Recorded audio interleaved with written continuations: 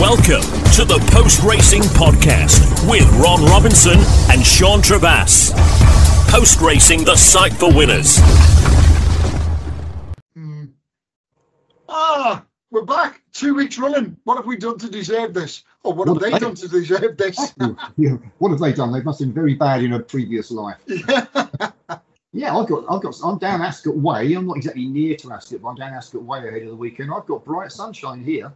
To the extent I've got a cooling fan on in my office, which I didn't really expect on the 18th of October. But no. The vagaries of the British weather, what that will do to the ground, I don't know. Ron told me yesterday there's rain forecast for tonight, and that's still the case as far as I know. Yeah. I think it's going to be cloying, isn't it? It's going to be cloying. It's going to be a bit sticky out there, even if it does dry. Well, if it's drying out and there's still moisture, it'll be like riding through glue. Yeah. So I'm still treating it as soft ground. Whatever it actually says, I think it's going to be sticky. Yeah. In that case, they probably need a few millimeters of rain. Yeah. To stop it holding the horse's hooves down. That's why you shouldn't have to. I suppose you have to have Champions Day at the end of the season, but it's never. We've had that discussion before, and I'll never see how it can be when the ground's invariably soft and it's the end of a long, hard season. But I suppose I'll be discussing this when we're chatting about the races later on. I'll be discussing this because I've been looking at all the results of the races over the last 10 years. Yeah. And you can't make head nor tail of what's going on out there in October. It's really weird, really bizarre. I suppose I ought to start then with an apology, because I remember in last week's podcast my thought process was let's discuss National Hunt this week because we're heading into the jump season, but the reality is it's not all that this weekend, and we have Well, you see, the problem is everybody's still sending out sighters. You've still got the gaff tracks that are at the front. I mean, Paul Nicholls only trained his first winner in October yesterday. Yeah. You know, and that's the way this goes. It's a slow build-up. That's why I mark every race as I put that down in the ratings, with asterisks next door to the word sighter. You don't use these yet. No. I mean, if they look good and they come good, great. But I'm not using them at the moment. No, racing parlance on this. I'm going to take a pull this week with regard to Ditto. Yeah. And we'll head off and discuss the flat. They're talking of the flat. This is there's only one subject we could really start with, wasn't there? We both know that, and that is the current. I have to add that, which I hadn't got written down. The current disqualification of Alphonse Legrand from last Saturday's Cesarewitch due to the 10 whips rule. The jockey did or didn't, as time will tell. On board the winner. What do you make of that? Because it's caused chaos on social media. Well, the first thing I thought about was poor old John, one of our members, on holiday on the island of Cos. Oh, he was given a free £50 bet by Bet365. Wow! And he had it on the runner-up. No. Yep. Yeah. And as soon as I read that the horse was in danger of being disqualified, well, as soon as they say it's in danger of being disqualified, it's being disqualified as far as I'm concerned, because somebody's obviously counted the number of whip times the jockeys used the whip or appeared to use the whip. And the rules state X number of strokes of a whip, you're disqualified now. So the boys in the press all knew what was going on. Now, my thinking is, and I read Simon Clare's comments on this about it not really being feasible for it to be decided on the day. And I thought, why not? The stewards can count.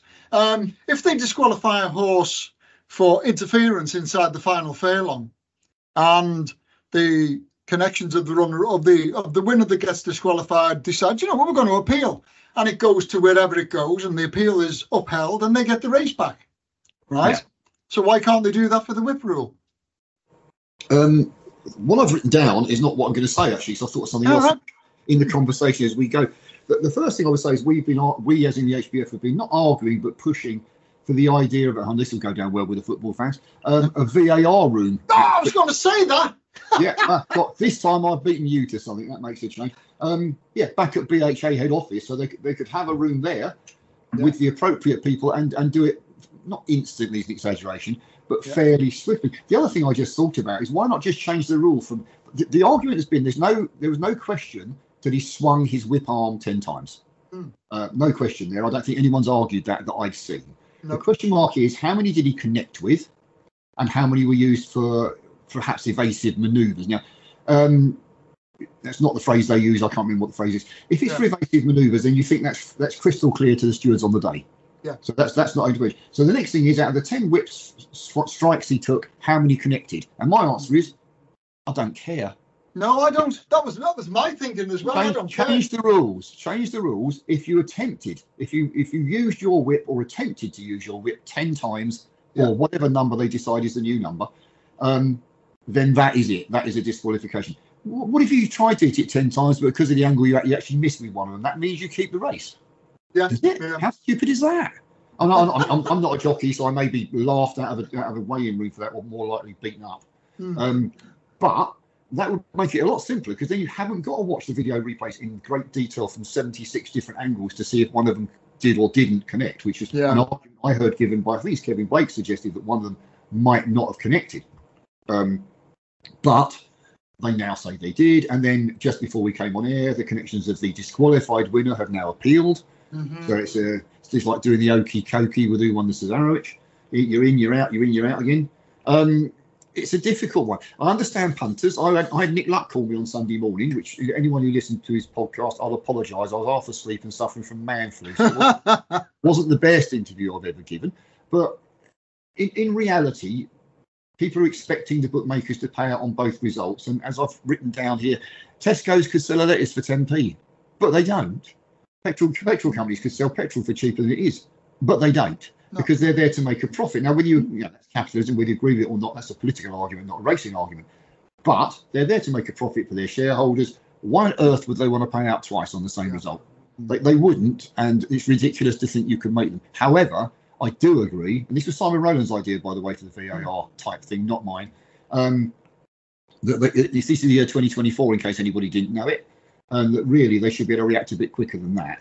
Now, you think how irate football punters get, or football followers get, when there's a 2-minute delay in was it or wasn't it offside, was it or wasn't it a penalty? They could have just said, hold your tickets for the rest of that afternoon. It then goes off to VAR at BHA or wherever they want to have it set up and centred for the technology. They are whip and or other inquiry specialists, for want of a better phrase. They go to work on that. The rest of the day continues. No problem. I would rather be told I had to wait. How many people go there back in that race and then go straight home?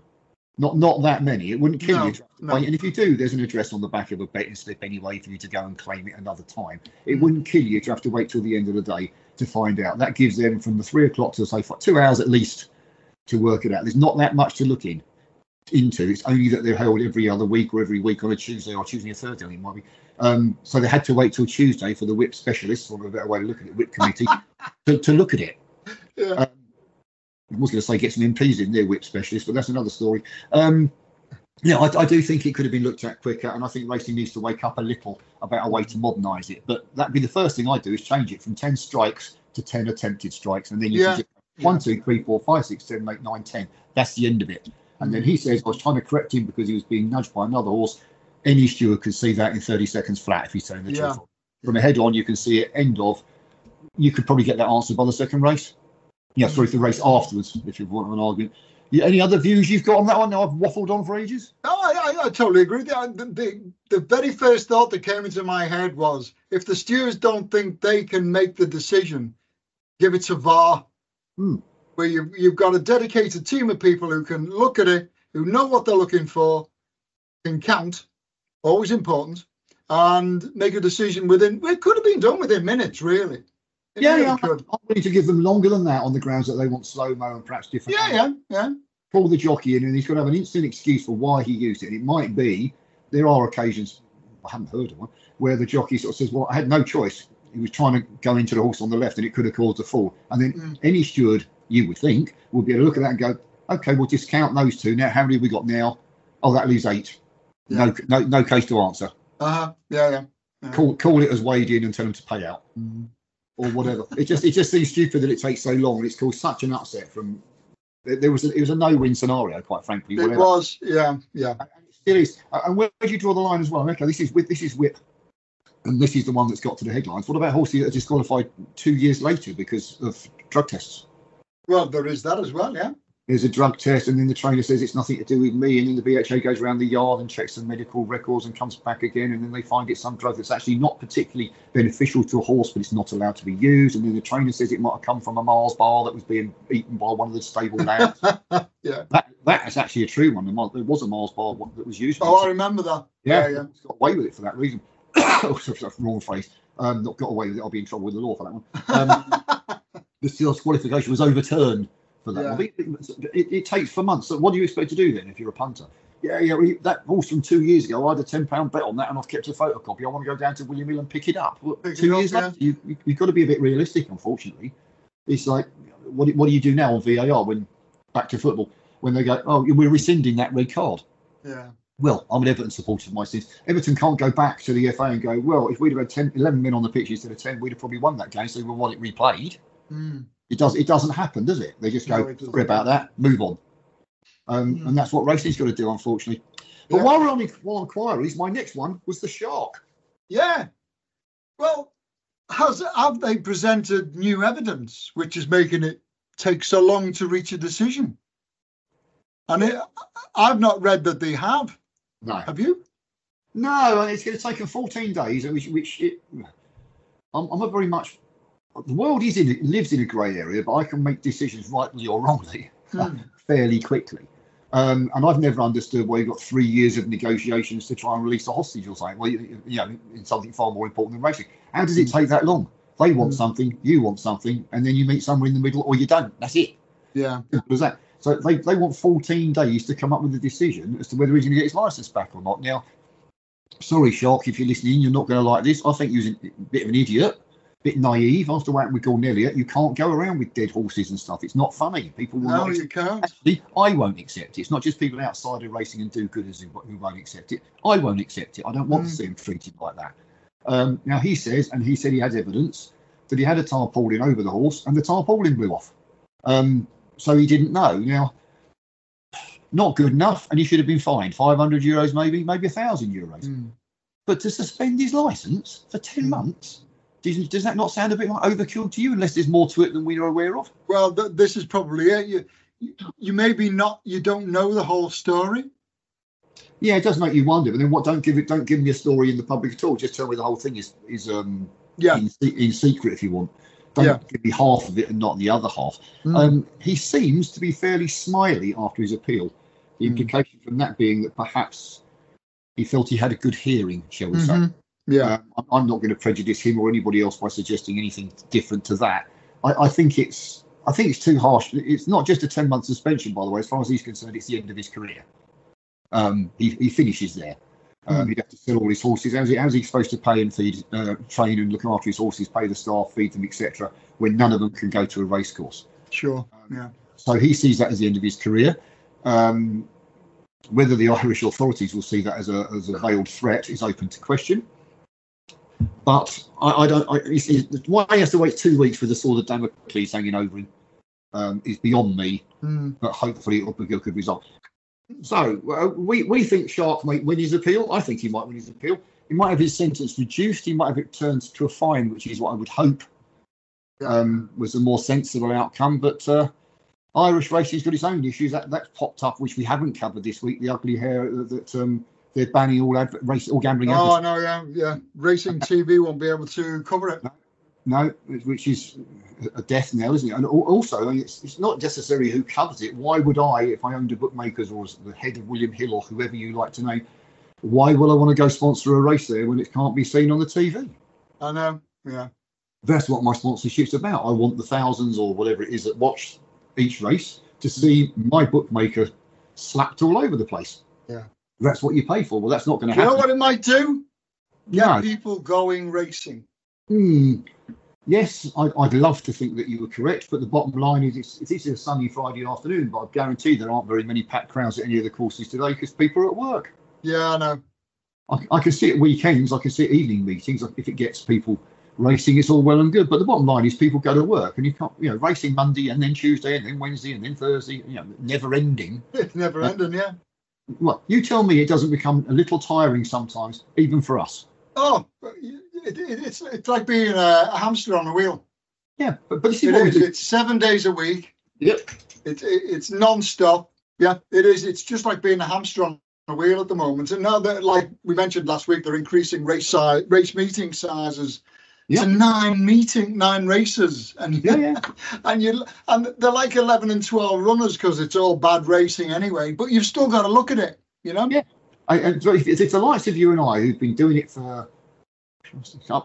Been doing it for. Well, it's coming up for 40 years personally. Yeah. That long. Who love the sport. I'm sure there's loads of people listening who love the sport as much as us, but we definitely do, or we wouldn't have been here that long. That's just a fact. Exactly right. Yeah. Think there's too much racing and don't bother going racing on a daily basis, then why can we expect other people to? I know. Yeah. It's just not real. When's the last time you went racing? Oh, I can't remember. Cheltenham 2 Christmases ago. We met some of the members at Cheltenham. Yeah. Yeah, but I've not been since. We're too busy. Oh, hang on a minute. Yeah, that is it. We'll keep this one in. You keep talking for a second about the next subject, and I'll let the dog back in. Yeah, no, we're going to be having a little bit of a natter about increased betting duty, the fact that we do actually agree that it will be the customer that eventually pays, and the reason for that is that it's the same with any business, isn't it? If it's say business rates are increased, then Tesco's or Sainsbury's or whoever it is will think, right, well, we'll put 2p on that product and 1p on that product and sixpence penny farthing on that product, and they get that money back from the paying customer, and it will be exactly no different with a bookmaker. They wait until you see what happens with the overrounds. Yeah, I might have mentioned this last week. I was in conversation with someone from inside government. Doesn't that sound pompous? Who I can't name, and he actually asked me to write something on the HBF website, which I hastily put together, that he could cross-refer to take to the gambling minister, to say that what they're worried about is that what the people they want to hit are the slot machines and the casinos. Yeah. But they're worried that whatever costs they hand on to the bookmakers via that will in turn come back and hit racing. So I've argued, we might have said this last week, if I'm repeating myself, I apologise. We've argued that they're going to reduce sponsorship, form of an argument. They're going to reduce payouts. They're going to reduce bonuses. They're going to close more accounts. So those that work, instead of just shutting those that are profitable, they'll shut those that might look like they might be profitable. Yeah. And we don't want racing to pay. Now what will come out in the wash of that is anybody's guess, and I wouldn't hold your breath, to be honest with you. But it's the slots they want to hit. They're what they're after. The casinos, they're the ones that create the danger. I can't remember the exact percentages. It's something like 1.9% of gambling harm are people who play the lottery, and 2.1% are horse racing. So there's very, very little between horse racing and the lottery, and the lottery isn't even included in any of the gambling review. So racing is really not the Grim Reaper here. And lots of people in government realise racing is not the Grim Reaper as well. But they can't get the bookmakers to untie racing and separate it. And they're struggling. I'm going to get political here, and if you correct me if you think I'm wrong, I think Labour might feel they have a problem supporting racing that's seen as, it's called the sport of kings, isn't it? So it's seen as a fairly upper class pursuit, as opposed to sticking a tenner in a slot machine, which maybe isn't seen the same way. But the reality is racing's not the culprit, and we're very, very worried that we're going to pay the price. So I don't know what the answer is. We've been asking them for them to separate them, and to make bookmakers separate them as well. I shouldn't be able to go from my, I'm going to say Smith's account, so I don't upset any bookmakers.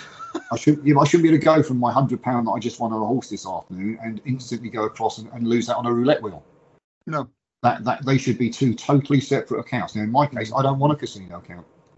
Don't point casino pages at me. Don't send me 10 free spin offers. I'm not interested. Yeah.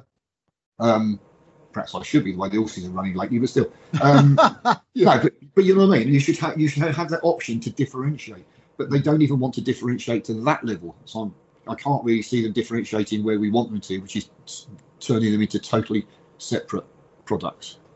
But we shall see what happens. Yeah, media rights. Sorry, I meant to mention that as well. I can see them trying to renegotiate media right deals as well, because they go, we can't afford it now because we've got to pay an extra £1 billion a year for the slot machines. Yeah. It's coming, isn't it? Well, when you look at what's happening in Ireland, which is perhaps we're actually getting away with it lightly. We probably are, Yeah, but isn't that a terrible thing to say? I don't think it is. Yeah. And if you really want to expand the subject further, I was thinking this morning, what about payday loans? I would have thought that from a mental health and the dreaded word, which I do not take lightly, whatever anyone thinks, suicides caused by gambling harm. Yeah. I wonder how many suicides are caused by people taking out payday loans at 99.9%. It's mad, isn't it? When you see that advertised on television and they can get away with it, and you think, how are they getting away with that? I would hazard a guess, and it is a complete guess with zero facts to back it up. I would suspect that that's far more dangerous, far more harmful to the scene, far more deaths than gambling has.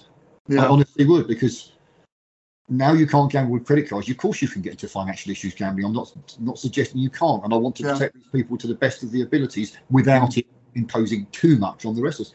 But if you're in that much debt that you take out £100 loan till payday at 99.9%, then you're in enough trouble that you should be being helped, not even given a loan, really. Yeah. I don't think so anyway. I'm sure people will disagree with me, but I worry about them. Even some of these credit cards are 40-something, 50-something%. Mm. Oh, I know. Yeah, it's just bonkers, bizarre. My only point there is that gambling is not the only problem, but it seems to be the only problem that they're looking at. And that's not to defend the gambling side. It's to say, come on, if you want to protect society, protects it from debt, basically. That's the bottom line. It's from debt, isn't it? Whether that debt came from gambling, smoking too many drugs, or taking out payday loans, I don't know. But it's harm from getting into debt. And I seriously suspect that gambling is relatively low down the list compared to other things. That they're I would imagine so, yeah. Not even bothering to look at them. So don't claim you care about me when you don't really. Never mind, let's go on to a more light-hearted subject. Oh, before we finish, and this isn't even on the list, nice to see Gay Kellaway joining up with Anne Duffield to form a new training partnership up north. Oh, I've missed that. Oh, when did that happen? Yesterday. She sold up her new market base, Gay this is. Yeah. Sold up her new market base, moving north to partner up with Anne. I think some horses are moving with her, some are not. And start afresh on what seems to be fashionable at a joint licence. Well, I missed that. Mind you, I've been so head down. I've been working on the new 500 Club website. The menu's coming along great, by the way. You'll have to have a little look at that. Not finished, but it's coming along great. Tell them what that's all about, Ron. We'll do a bit of marketing, Warrior. Well, what isn't it about? Basically, it's me rewinding the clock to between 2010 2013 when we had the old 500 Club. You were there. That long ago, don't you? Yeah. Yeah. You were at Wolverhampton for us. You picked up a prize for us when Rosie won. I want to get us back into doing all that. It's okay, yeah. Obviously, there is a little bit of a betting element to it, but the 500 Club is more about us getting together as a group of people and doing exactly what we did back then, which was going racing as owners, stable visits. I remember over 100 people attending stable visits. We were ram-jam packed. What we used to do was we used to order this guy. I've forgotten where he was based, and he had this he was a mobile barista called the Cheeky Monkey or something. And we'd book him. We'd give him his wedge, and he'd come up with all the coffee and the donuts and the cakes and everything. And everybody had a cup of coffee and a cake and had a walk around. I remember Brian Smart came up to me and he said, "Do us a favour." I said, "What's that?" He said, "Come back every week and do that." And it was that successful. And I'm building a new website now. I've got most of the pages are in place. I've now got to just fill the pages. I've done most of the menu. Have a look at the menu. It's absolutely, it's first class as far as I'm concerned, but there's still more to do to it. It's going to be great. It's going to be fantastic. Be the best £6 a week you ever spend in your life. I'll tell you what, Ron and I will even guarantee now, you're never going to believe this one, ladies and gentlemen. Go on. We might even let you get a word in edgeways if you join us at the races. It's not a possibility, it's a rarity, it's an outsider, but it's possible. It's possible. We'll try our best. Do you know what I enjoyed about it? I remember January the 1st, 2013, Wolverhampton, after we'd been to Wigan for a black tie do, we must have got to bed about 3 o'clock in the morning. And then we had to drive down to Wolverhampton for Rosie's debut for us in our colours. And there must have been well over 100 members at Wolverhampton on January the 1st to see the very first win in our silks. Yeah. And it's just a day you never forget, honestly. Those days are coming back if we've got anything to do. They are coming back. Yeah, they are. And no, we're not looking to get rich out of this. I'm looking to big up the sport again. I love this sport and I see it. Yeah. There are ways to make it better again. And if we have to lead from the front, then so be it. Yeah. Well, do you know what? I recently put a post on Facebook because it was driving me nuts, all the racing negativity. Yeah. And I just started this thread on Facebook with stop apologizing for liking it. Yes. Yeah. And that seems that everybody seems to be keeping stum. Oh, I like racing. Better not mention that. And you think just shout it from the rooftops and come racing and get involved and help us support the charities that we've supported in the past. And if we can get another sensory garden built at another rehabilitation unit, how brilliant is that? And all because we like horse racing. Some of the stuff we've done has been absolutely unbelievable. Absolutely unbelievable. Well, I'm actually, as you're saying that, I'm thinking of writing to the Racing Post. Not that I want another job, by the way. Saying I'll write anonymously. You need a new column called the Good News Guy. Yeah, and exactly right. Even if it's only once a week, that person goes out and digs out one good story, be it someone having their first winner as an owner, their first winner as a rider, their first ride in public, their first job in the sport. I don't know, but at the end of the day, I sort through all the news stories and we come up with what we come up with, and it's really hard to find a good story. Now, I can't go around the yards all the time. Like the Racing Post, they've got people around all the different yards. They could report in, yeah, Sean, you're the good news boy, or good news guy. You could write about so-and-so, so-and-so. Okay, I'll go up and do an interview then. Let's see what we can find out. Yeah. And take it from there, because you need some good news. And it's hard. You trawl around. Where is it? Yeah, well, that's been because none of it is being reported. And we can only trawl around all the like Sporting Life, Racing Post, blah blah blah, and we're looking for these good news stories on the places that should be reporting the good news, but they're not doing it. They're not doing it. Do you know what I would like to do? Every day I look at the race cards, and I always look at the jockeys and the new names I think to myself, I wonder what's brought them into racing. What's their background? Who is it they've worked for? And I'd love to say, okay, Barry Bloggins, he's got his first ride at Catterick this afternoon in a Class 6 Cellar. Yeah, how did you get into the game? What brought you into racing? And, big these people up and then follow them. Let me be like a Truman Show, if you like, but let's follow them and see how they get on, It's a fabulous idea, but again, being the negative and not meaning to be or not wanting to be, the trouble is all this. I could go do that, but who's going to pay me to do it? Well, exactly, yeah. And that's not. I'm not being mercenary there, but I'm going to. You've got petrol to pay for. You've got your lunch to pay for. I've got a mate who's an apprentice jockey. Now I could follow him and make a story on that, but I've got to drive to Lambourne to talk to him, say once a week for want of an argument drive. Yeah. It wouldn't take me that long to write it up. But it's not just the drive of the petrol. It's like 3 hours there, 3 hours back. Well, there's 6 hours my day gone. But I could have been earning sales. No one wants to pay for that. Now, the trouble you've got is perhaps I'm guilty sometimes. You're some are glass half full, some are glass half empty. Are you going to drink that? 'Cause if not, I'll have it. But do you take that Gay Kellaway and Anne Duffield story? You could be glass half full and say two fabulous lady trainers are joining forces. Aren't they going to be a force to reckon with, blah, blah, blah, then go through their best horses, etc., etc. Or you could be glass half empty and say the sport's in such a dire mess at the moment, neither of them think they can turn a penny if they do it on their own. They're being forced to go together. Gay's had to sell her stable in Newmarket. Yeah. It's exactly the same story. Are you glass half full or glass half empty? Yeah. And you someone somewhere, even if it's just once a week, needs to become glass half full. Yeah. And put something in the Racing Post. I might even suggest that to them. I don't really want the gig, but never mind. Talking of glass half full, we better do some racing before these people fall asleep on us. Yeah. Half empty this, I think. And it just.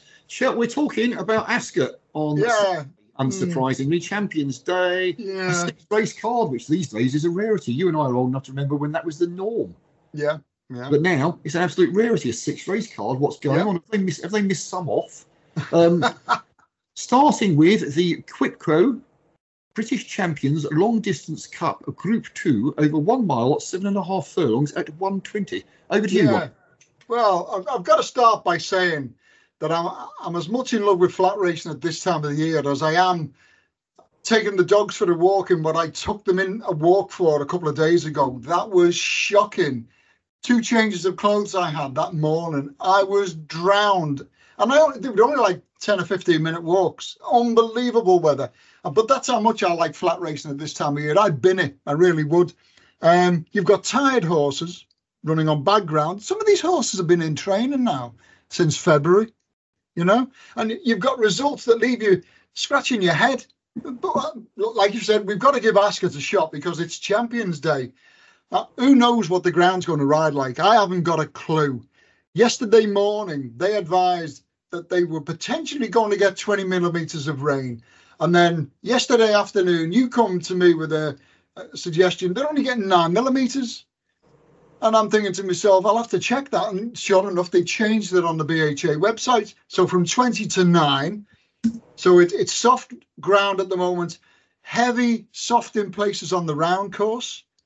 What is 9 millimetres going to do to it? And if they were wrong and they get the 20, what is 20 millimetres going to do to it?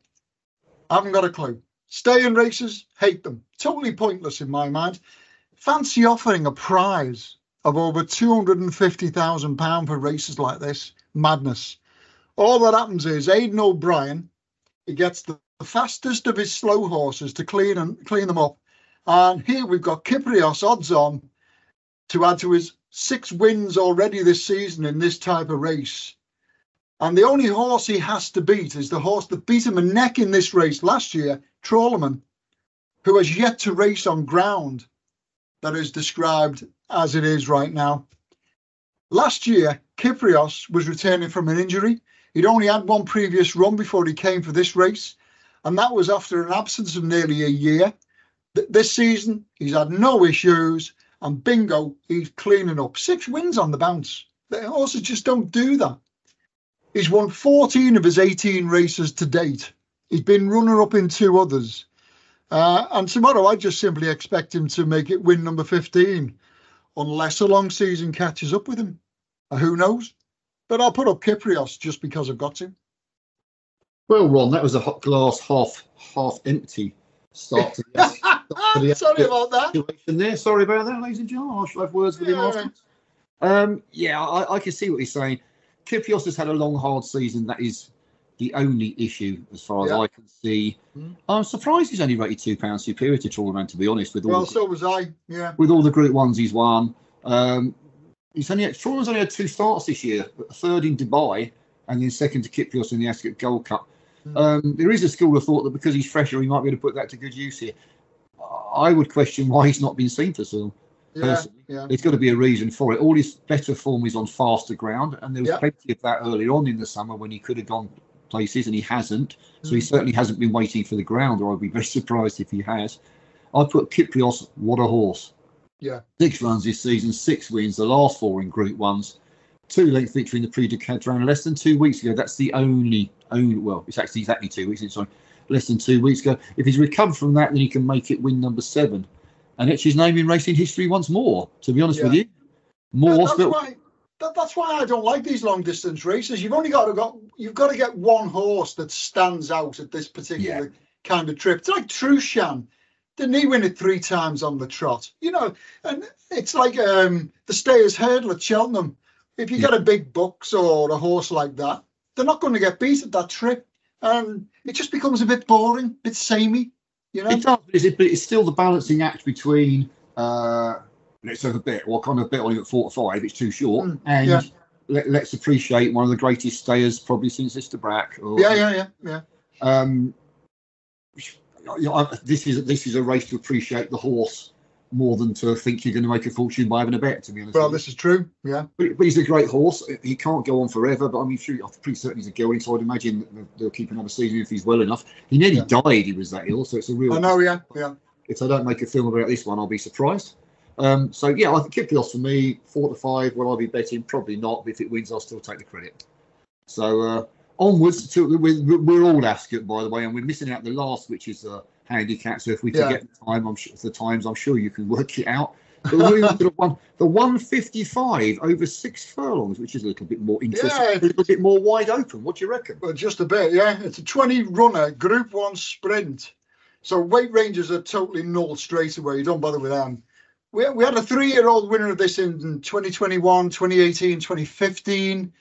But generally, you want a seasoned sprinter running for you. 4 of the last 5 winners have been age 5, that was one of them, and 6, 3 of them.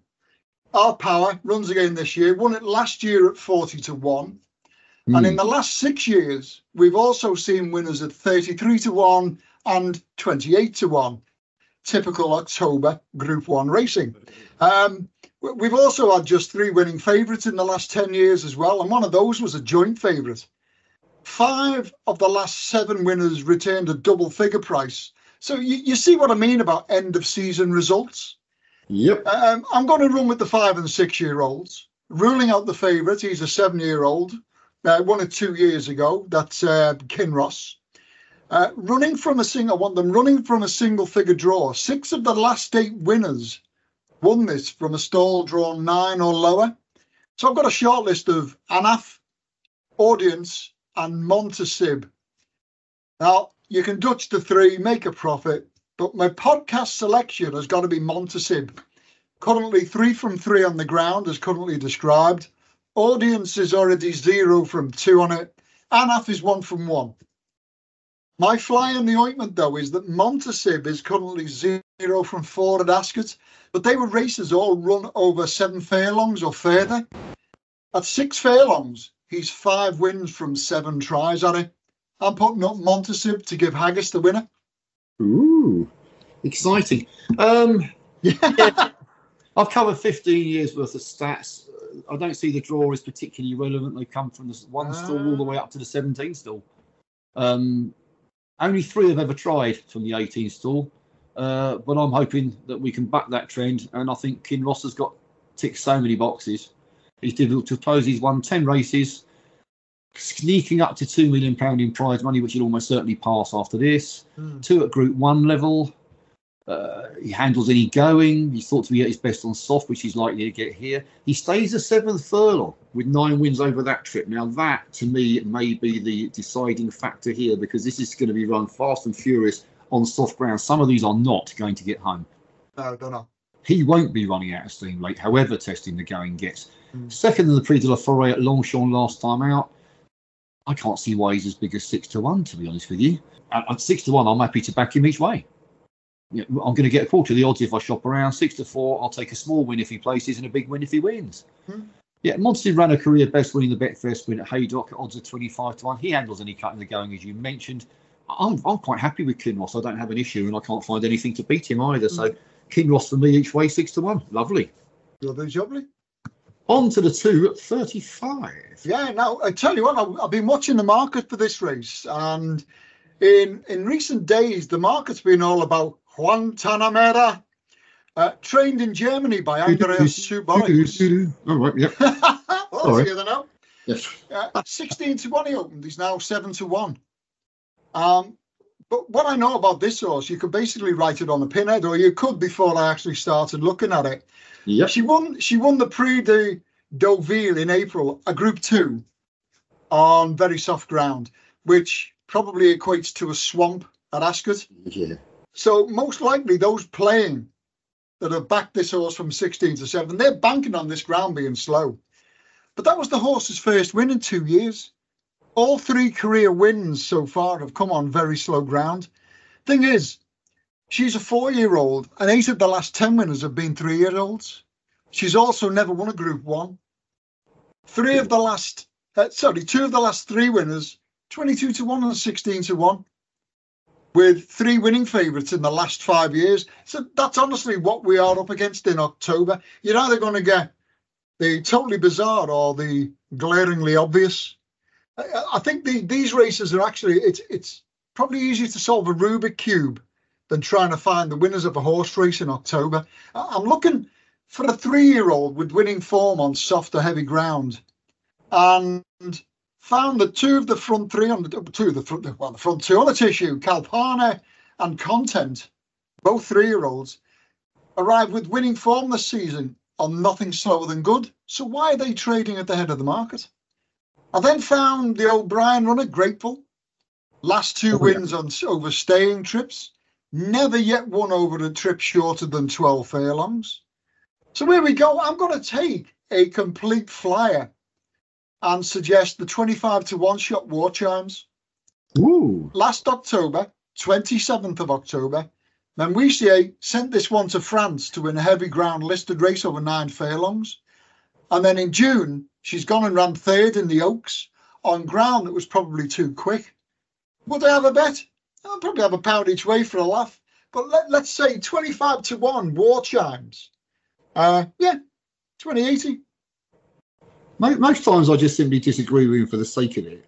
But sometimes he spots something I haven't seen. So that's quite interesting, actually, Ron. I do quite like that. I'm inclined to agree on one thing for certain, and that is I cannot see why Kalpana heads to betting. She'll make me look stupid and win this by 10 lengths pulling a truck, no doubt. Yep. But why? I don't know. She won by wide margins, but they were at Hamilton, at Kempton on the all-weather. I know, the all-weather track, yeah. She's taken a big step up in class. Am I the only one who can't understand why she heads to the market? Grateful is O'Brien's alleged second string, but Christophe Soumillon won on her last time out, so it might be why he keeps the ride. He's won a couple of races for O'Brien recently in France. Yeah. I won't say all over like a rash, like I think she's a good thing. I can't see why Content is as big as 6-1. I really can't. I'm delighted to suggest there is an each way one like Kinross at the same price. Yeah. Kinneck, in fact. But I mean, she's the highest rated runner according to the handicapper. She was 10th of 11 in the Prix de l'Opera, which was last in action. That was over 1.25 miles, too short for her. Second in the Irish Oaks. Won the Yorkshire Oaks. Ryan Moore picks her, and she has got winning form on soft ground as a 2-year-old. So is she the best of the O'Brien horses full stop? No, I don't think she's anywhere near it. But there's plenty in her favour. I say run her up in the Irish Oaks and then winning the Yorkshire Oaks. That's not bad form. That just seems to have been forgotten. And then too short for over a mile. I think 1 mile 2.5 last time. I could be wrong, but pretty certainly it was short of this. Back up to 1.5 miles. Ryan Moore on board. Cutting the ground won't bother her. Kalpana, in my opinion, a false favourite. 6-1 each way. Fantastic. Yes, please. I'll have some of that. Mm-hmm. Always. Now, we're interesting. I'm going to see. We haven't agreed. Last week, I think we agreed on Loser, and this week. Oh, I know we did, yeah. We haven't agreed. We agreed on KYPRIOS this week, didn't we? Really? Yeah. That's all right. But that's the only one so far. Let's see if we agree on this one. Over to you, Ron, for what we got next. The Queen Elizabeth II Stakes Group 1 British Champions Mile. Yeah, 3:15. I'm going for another Menuisier runner here, Tamfana. Are my fingers crossed regarding slow ground? Absolutely. But she ran 4th in 1,000 guineas and would arguably have won that race with a clear run. Watch the race back. I think you might agree, you might disagree. Then they upped her in trip, which was a proper blooper because she's an out-and-out miler. And she proved that, coming back to 8 furlongs, 2 wins on the spin, and last time out won the Group 1 Sun Chariot Stakes. You've got to be a 3-year-old to win this. 7 of the last 10 winners were, 5 of the last 6 winners were, and the last 3 were all 3-year-olds. You need to be seated in the front 3 on the tissue. She's currently second favourite, and so she's been well supported too, 6-1 into 7-2 since this market opened. Her form figures in October read 1-1-1. It's a no-brainer for me from a semi-profiling perspective. I'm just going to go up and put up Tamfana to win this. Well, we agree on another one just after I said that without even knowing in advance what I'm talking about. Yeah, I mean, Sharian has had an amazing season so far. 4 wins and 2 second places, including victory in the Queen Anne Stakes here at the Royal Meeting and at Dover in the Jacques Le Manoir, both Group 1s. Second to Travelers at Longchamp, the Prix de Moulin last time out. I can see why he heads the betting here. But he's got to give £6 to Tamfana. I think that looks quite a big ask. Yeah. She was, as you said, she was an unlucky length 4th in our 1,000 guineas in May. The one thing we do disagree about, she wasn't disgraced. She stepped up to 1.25 miles for the Prix de Diane, was beaten 3/4 of a length in 3rd. She was then 4th in the Grand Prix de Paris when tried over 1.5 miles, which probably was a step too far, but she still wasn't beaten very far. Yeah. And then dropped back to 1 mile for her last 2 starts, as you said, winning the Group 3 Atalanta Stakes at Sandown and the Group 1 Sun Chariot Stakes at Newmarket, beating useful yardstick in Spiral by a couple of lengths. Yeah. She's a class act. What I've written down here is 5-1. She's an each way price, the 5-1. but never mind. So it'll have to be a win suggestion instead. Watson Murphy takes the ride. I think she's got loads of things in her favour, and I think she's a class act. And the way I look at it as well is, would she even be 100 to 30 if she was with the Gosdens, for want of an argument, or with Aidan O'Brien? No, she wouldn't. Not on that form. Absolutely not. So I think she's value because she's with a lesser known trainer, and that's good enough for me. So we'll agree on that one. Yeah. 2 to go. I wonder if we can agree on any of the others. 3:20 at Limerick. We're going somewhere else. I forgot about that. Yeah. I'm the idiot who put this one in. Something different, I thought. I'd chuck something at Ron just to annoy him, really. So, off to the... Well, I've not seen a marker for this race yet. There might well be one up now, but when I was looking, nothing up. It's still early days regarding the National Hunt season, both sides of the Irish Sea. But you will now see the big guns starting to fire. As I mentioned earlier on, Paul Nicholls had his first winner of the month yesterday. You did. These are sighters that they've been sending out this month, and what they do is they see, well, yeah, we need to tighten them up a bit, and now they're getting their strings up to speed and ready for when the course season starts in November. I've looked back at the 10 years of 10 years of this race, and 3 things stand out. Obviously, the name Mullins. He's trained 5 of the last 9 winners. You need to be age 6. The last 3 winners were, 4 of the last 5 were. So my selection, based on limited information, has got to be 9th Titan, a 6-year-old trained by Mullins. I looked at the way the market is shaped regarding this race. You definitely do not want to be going off bigger than 7 to 2. And if 9th Titan is 7 to 2 or shorter, just have a little pop at it. 9th Titan. Yeah, I've got no actual odds for this, so I won't pretend. I've got a tissue that shows 7 to 2 favourite 9th Titan. Oh, there you go, 7 to 2, bingo. Yeah, Willie Mullins has won 5 of the last 10 run-ins. Odds-on winner last year, back with 2 runners this year. You assume 9th Titan is the first choice over Just for Love with Paul Townend riding. Yeah. Beaten 14 lengths last time out at Kilbeggan, and I think she needs to find plenty of improvement. She's taken a big step up in trip, which may well bring the improvement you're looking for. She might be the likeliest winner, but equally sensible to assume there'll be precious little value. Yeah. So I'm going to risk a smaller stake on a World of Fortunes, who's in the care of Liam Kenny. She took a bumper on her second outing at Wexford before being outgunned at Cheltenham in November, but she's been a different kettle of fish over hurdles. Maiden hurdle win at Wexford over 3 miles, despite some sketchy jumping, and again at Listowel this time over 2.5 miles, which was just sent clear for a very easy win on the running. This is better company, no one can say it isn't, but we know she stays this trip at 2 mile 6 and further, and with the rest of them question marks over the distance.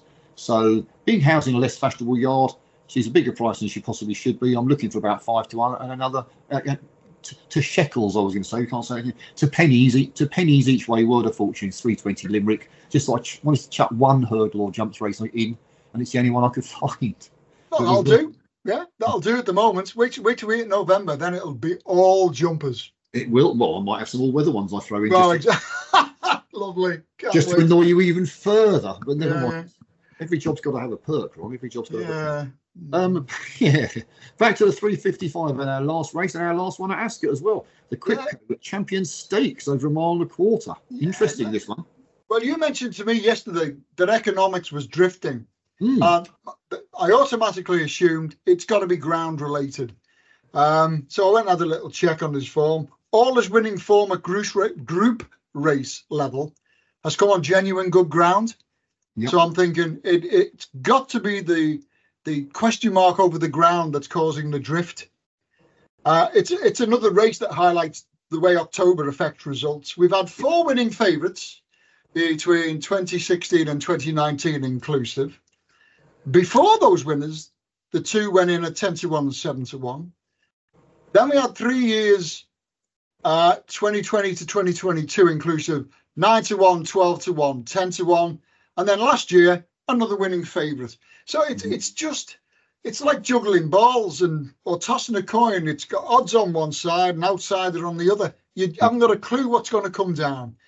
I'd not want to be working with anything bigger than 12 to 1 based on what I've seen. So right now, a 3-year-old wins it.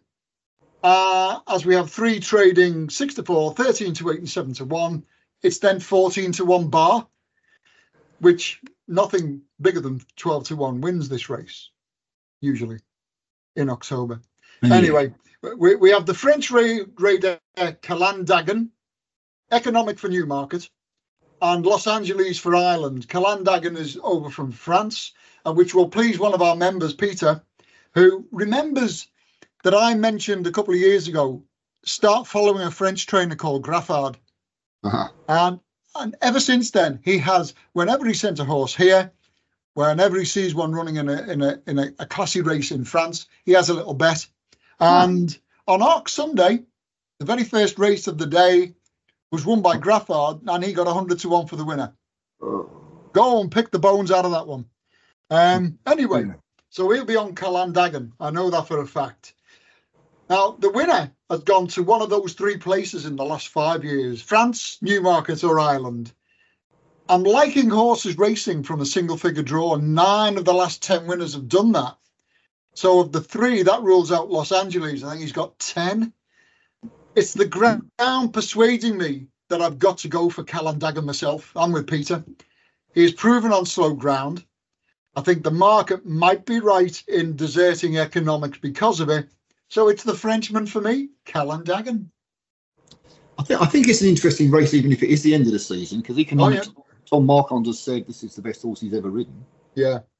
So maybe I'm the only one who wasn't that impressed. Now, the question that came out to me is, what is the ground? Obviously, the ground's the first thing to look at. The second thing I looked at is, who do you think, or who does anyone listening think, is the better horse between Auguste Rodin and City of Troy? Now, personally, I think City of Troy is way better.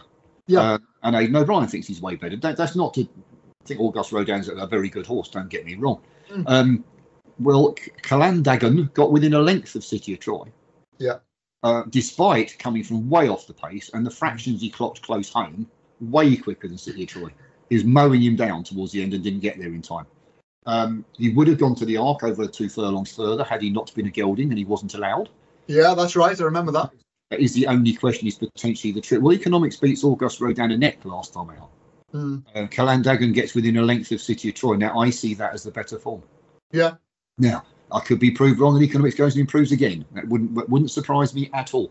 The drift worried me when I first started looking at this race on Wednesday, probably when I wrote down the races. Economics was 5-4, and I think Calandagan was about 7-2. Yeah. And they've now flip-flopped completely. The best I can get is 13-8 Calandagan, 15-8 economics. That's quite a drift in what is basically a two-horse market, to be honest with you. Los Angeles, good horse. This may be coming a bit too quick for him, to be honest with you. Iracine's another one to look out for, only because I know the jockey Marie Villon. Very nice young lady, very good jockey as well, as we've had this conversation about how good lady jockeys are and that they can easily be discounted. There's a possibility that Iracine could run into a place at a big price, that's for sure. And she rides horse all the time, so there's no issues there. I think Calandagan gets the ground. I think his form with City of Troy is better than economics form with Auguste Rodin, and that's good enough for me. So again, we agree. As soon as I say we don't agree on anything, we agree on almost everything. But still, Calandagan for me, 13-8. Is that a good price? No, I'd rather he was the 7-2 and it was the other way around, because that's when I started writing that he was the better one. But you take what you get in this game, and I'd rather have a 13-8 winner than a 7-2 loser. So Calandagan for me and the French. So, Mange 2, Rodney, press that button. You betcha. I could have picked one of about 50 this week, or 3 of about 50 this week. It's been a stunning week. I'll start with 6 core. 20-1 into 7-1 in the newsletter. It went and won at 6-1. Very nice. Next on my list, Henrietta Knight's first winner for 15 years. Cotswold Cottage, 33-1 into 8-1 in the morning newsletter. 33-1 into 8-1 into 7-1 in the update newsletter. Never Be Afraid of a Drifter went and won at 14-1. Wow. I say Never Be Afraid of a Drifter. A horse the other day called Perfect Sight. 33-1 into 16-1 in the newsletter. I think it was a 6 or 7 runner juvenile race. Went and won by 8 lengths at 50-1. Wow. keep them begging for more on. That's what we got to do. Have you seen the results the OMS have produced this week? Again, it's all to do with it being October. It really is. No, well, I haven't really, because I've been too busy working on a bloody podcast or something. Love it. And my ugly mug's in the Racing Post again today. Well done you. On the website again, yes, in the most wanted column, obviously. But, something for the weekend to round things off. What have you got? I've got to put up Tanfana. Oh, straight win, straight each way. Oh, straight win on the nose. Yes, give it the bifters. Got some guts, this boy. I'm going to do the opposite. Usually it's me who has the single, Ron who has a double of some kind. Yeah. I'm going for small each way double on Content in the 235 for Ryan Moore and Aidan O'Brien, and Tanfana in the 315 at Ascot, because I think she's got a fantastic chance at that price as well. Right. Well, then we are on. I've just nailed that to my text for the website. We have for our hard of hearing members who won't be hearing this, obviously. What we do is we put the text on the website so they can read, at least read my part of the conversation, plus then see which horses that we've selected for these races. So there's a little bit for everybody, you know. Yeah, well, yeah, we try to be all inclusive, don't we, Ron? We do it all, yeah. Yeah, I was thinking if we do the YouTube thing we've been thinking about, I don't know whether it's possible. We could look at whether you can transcribe that, because then you can, yes. Could see it like a live transcription with their ugly mugs that they could throw darts at or whatever they want to do. Well, I believe now if you're listening on iTunes, through their iTunes podcasts, they now have a transcribe button that actually puts up the text of our conversation as well. So you can listen in inverted commas to both of us on that. Fantastic. Right. Well, on that note, because I hear my wife coming home, which will set the Hounds of the Bastard action any second now, I wish you all a very good weekend. Hope the sun's shining wherever you are. Hopefully we've given you some winners. Hopefully we've given you some things to think about. It's not just about the winners, like part of it. That's what we work towards always. But think about the 500 Club. Think about telling other people about the 500 Club. Think about telling 500 people about the 500 Club. Yeah. Why not? And if you don't like it, don't tell anyone. No. But have a think about all the things we said. Do feel free to email into Ron if you've got anything you'd like us to talk about. We're happy to research it within reason and do what we can. If you agree with us, say so. If you don't agree with us, come back and say so. We're not here Absolutely right. We're not here to preach. We know where to find you. Yeah, I'm not here to preach. I have my opinions. I'm fairly opinionated. Ron's fairly opinionated. You can probably work that out by now. Yeah, but just a bit. But that doesn't mean my opinions can't change. If anyone's got any arguments with what we've said, come back and tell us, and we'll have another look and be corrected. Yeah. But here comes the missus. So I'll leave you with that. Have a good weekend, and over and out. Bye bye. Yeah, see you soon. Ta-da. Bye bye. Post Racing, the site for winners.